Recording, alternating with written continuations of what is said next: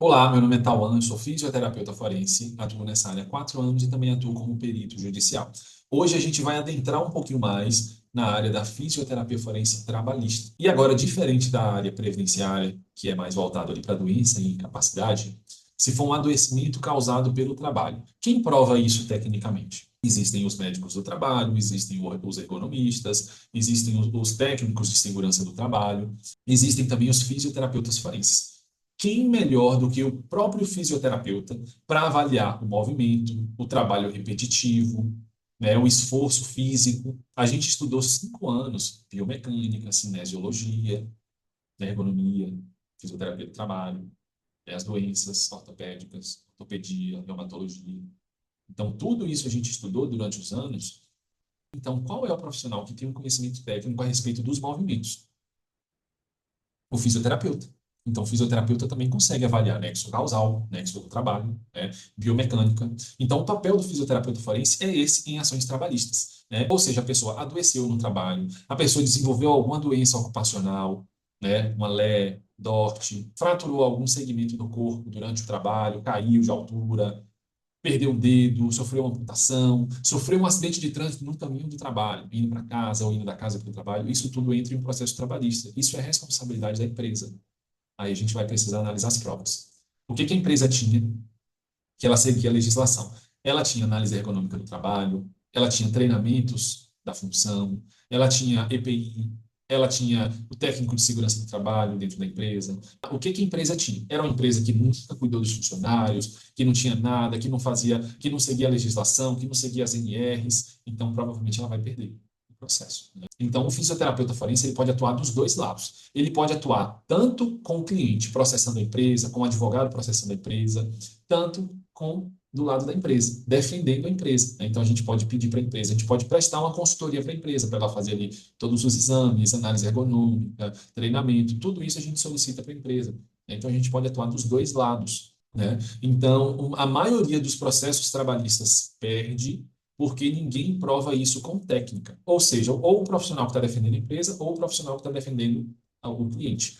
Ninguém mostra isso com técnica, com métodos, né? E o que é um nexo ocupacional, o nexo entre a doença e o trabalho? Aquela pessoa realmente adoeceu no trabalho, né? Quais são as provas que a gente tem? Vamos analisar. A gente consegue analisar o nexo, né? O nexo causal ou concausal ocupacional. Isso a gente faz. Existe metodologia, existe métodos, existe técnicas, existe questionários, existe abordagem. Tudo isso a gente vai fazer a avaliação do nexo causal. Então, a gente vai realizar a avaliação entre a doença e as condições do trabalho, o tempo que aquele trabalhador ficou naquela função, como era a função, a gente vai no local de trabalho, faz fotos, faz vídeos, mostra isso no laudo, mostra isso para o juiz, mostra isso para o advogado, coloca isso no documento, e tudo isso a gente faz com método, mostrando como a gente alcançou aquelas conclusões. Entendeu? A gente pode utilizar também a classificação de Chile, né? Tipo 1, tipo 2, tipo 3, para a gente classificar o nexo. Então, existe ali uma gama, uma variedade de coisas que a gente consegue avaliar o nexo causal, né? Um exemplo, a pessoa era caixa de supermercado. Ela trabalhava lá 8 horas em pé, fazia rotação repetitiva de tronco, não tinha uma cadeira para ela sentar no caixa, ficava em pé o dia todo, ficava o dia todo passando, não tinha rodízio de lado direito, lado esquerdo, né? Desenvolveu ali uma síndrome do manguito rotador, uma lombalgia crônica. O que que a gente vai fazer? A gente vai analisar ali a amplitude de movimento dos ombros, da coluna, a força muscular, a biomecânica do cargo, colocar as fotos, colocar, pedir para a empresa apresentar a análise ergonômica preliminar, análise do trabalho. Cadê os treinamentos de ergonomia? Né? Você deu treinamento de ergonomia para esse funcionário? Deixa eu ver, apresenta no processo. Né? E tudo isso a gente vai construindo a história. Então, a fisioterapia forense nada mais é do que uma construção da história. A gente começa o laudo de trás para frente. Então, primeiro a gente tem ali a conclusão do laudo, né? A conclusão do laudo, e aí a gente vai construindo com a história, histórico do adoecimento, os medicamentos que aquela pessoa toma, a análise dos exames, dos laudos, dos atestados que ela apresentou durante os anos, exame físico, né, avaliação da força, amplitude do movimento, avaliação da marcha, tudo isso a gente avalia, a gente faz a avaliação e coloca no documento, apresenta as provas para o juiz, para o perito, né? Outro exemplo, motorista de caminhão. Ele trabalhava como motorista de caminhão, trabalhava sozinho, então além de ficar sentado o dia todo, ele também precisava tirar a lona do caminhão, carregar os pesos, carregar, descarregar o caminhão, né, abaixar, ficar ajoelhado ali, carregando alguma coisa. Precisava subir no caminhão para subir a escada, então tudo isso a gente coloca. Né? Aí ele desenvolveu uma hérnia, desenvolveu uma hérnia cervical, uma hérnia lombar, e a gente vai justamente apresentar as provas que isso desencadeou. Né? Por que que ele desenvolveu a hérnia na coluna? A empresa tinha análise econômica, tinha revezamento, tinha descanso, tinha ginástica laboral. Deixa eu ver. Mostra aí. A gente mostra aí, empresa.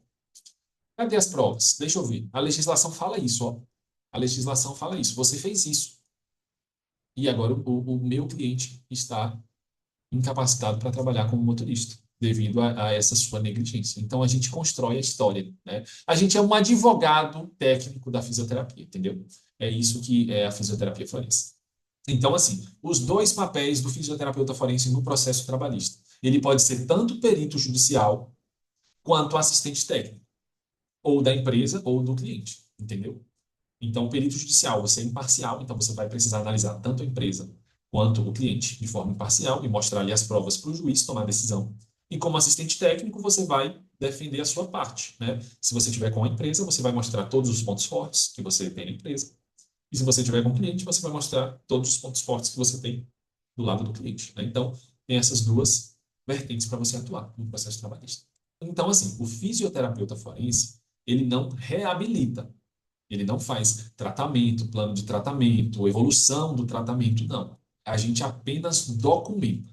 A função no contexto forense não é tratar. A gente nunca trata ninguém. A gente só vê o paciente uma vez. É traduzir o corpo em uma linguagem que o direito entende. Entendeu? Então, a gente vai traduzir a nossa ficha de avaliação em um documento técnico de fácil entendimento, explicando a metodologia e mostrando todos os achados que a gente coletou na avaliação e todas as provas. Tá? Então, ou seja, a goniometria, a avaliação da força, vira argumento jurídico. A funcionalidade documentada vira sentença. Então, é isso que o fisioterapeuta forense faz. Tanto no trabalhista, tanto no previdenciário, quanto no securitário. Então, o foco é sempre esse, tá? Esse vídeo foi sobre a fisioterapia forense trabalhista. Se você tiver qualquer dúvida, manda aqui embaixo ou me chama lá nas redes sociais. Até o próximo vídeo.